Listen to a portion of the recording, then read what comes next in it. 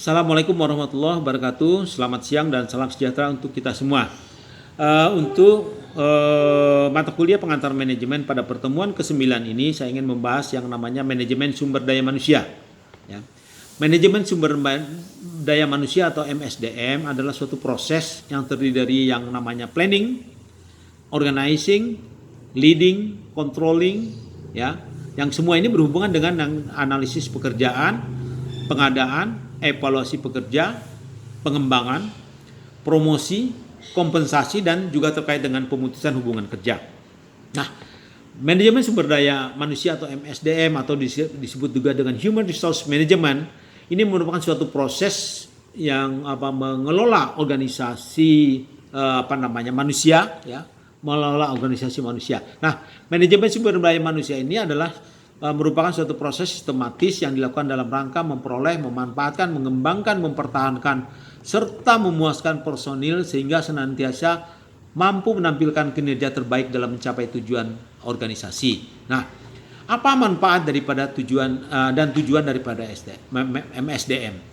Nah, SDM ini adalah bagian yang terpenting dalam organisasi. Oleh karena itu, dalam rangka meningkatkan kontribusi produktivitas SDM dalam organisasi, perlu dilakukan yang namanya pengelolaan sumber daya manusia. Nah, kemudian dalam kaitan dengan hal itu, ada namanya proses MSDM atau manajemen sumber daya manusia. Nah, proses MSDM ini terdiri dari yang namanya perencanaan SDM. Kemudian ada namanya rekrutmen.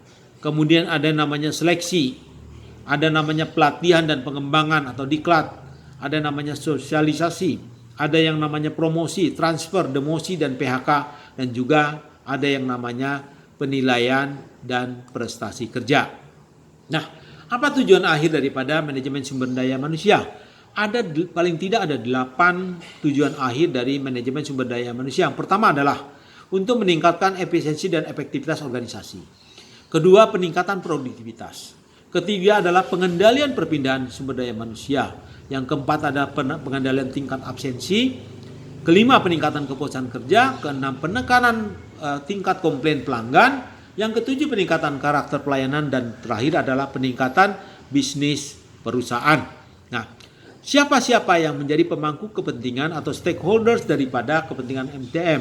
Nah, tentunya yang pertama adalah pemilik perusahaan. Ini dalam kaitan dengan profit yang ingin diraih. Nah, kemudian ada lagi manajemen. Ini terkait dengan yang namanya tanggung jawab sosial. Kemudian ada karyawan. Nah, di mana di sini diharapkan karyawan itu dapat memperoleh atau terpenuhnya kebutuhan-kebutuhan baik sifatnya material, mental, psikologis maupun juga sosial. Kemudian ada pemerintah.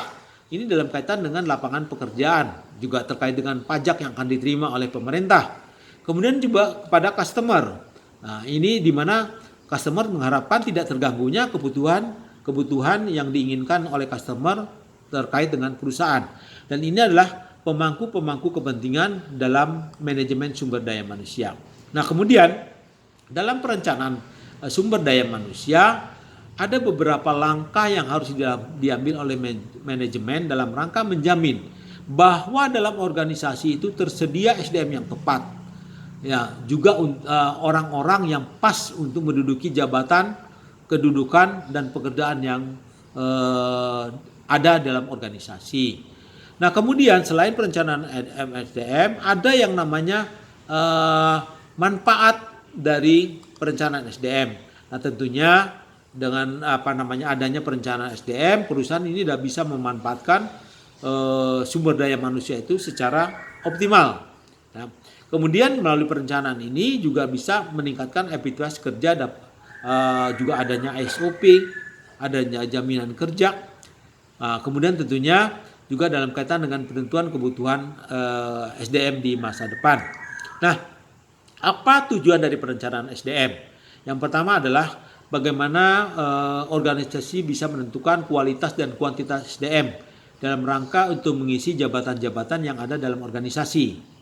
Kemudian yang kedua adalah bisa menjamin tersedianya SDM untuk saat ini dan nanti ke depan. Nah, yang ketiga adalah mempermudah koordinasi, integrasi atau sinkronisasi dalam rangka untuk meningkatkan produktivitas. Nah, ini adalah beberapa hal yang terkait dengan tujuan perencanaan SDM. Nah, kemudian ada aspek yang juga penting adalah bagaimana membangun suatu kualitas SDM. Nah, salah satu indikator utama negara maju adalah negara tersebut memiliki indeks pembangunan manusia yang tinggi. Nah, indeks pembangunan manusia atau IPM ini dinilai dari beberapa aspek. Yang pertama adalah pendidikan, kesehatan, ekonomi, sosial budaya, dan lain-lain. Nah, ada 3 cara untuk meningkatkan kualitas SDM Indonesia agar bisa berkualitas dan berdaya saing sehingga IPM-nya bisa tinggi. Yang pertama adalah bagaimana kita bisa mendorong melalui jalur pendidikan. Kedua, jalur pelatihan. Yang ketiga adalah jalur pengembangan karir, ya. Ini kalau di perusahaan. Nah, tentunya kita sama ketahui bahwa di Kementerian Perindustrian ada yang namanya program vokasi yang link and match dengan industri. Ini adalah salah satu upaya penajaman pendidikan untuk peningkatan kualitas dan relevansi antara pendidikan vokasi dengan kebutuhan industri. Nah, tentunya dalam hal ini kurikulum pendidikan vokasi ini perlu disesuaikan dengan kebutuhan industri. Apalagi sekarang berkembang yang namanya industri 4.0. Nah, jadi pendidikan juga harus diarahkan bagaimana mempengaruhi kualitas modal SDM yang produktif, efektif, dan memiliki kemampuan daya serap terhadap perkembangan atau teknologi yang ada. Nah, ini kalau kita ketahui ada program-program pemerintah yang disusun dalam rangka untuk meningkatkan kualitas SDM. Yang pertama adalah KIP kuliah, yaitu program pengembangan kartu Indonesia Pintar.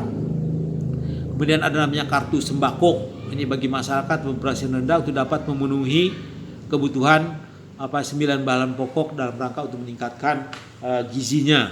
Yang ketiga adalah kartu prakerja. Demikian yang bisa saya sampaikan untuk pertemuan ke-9 ini.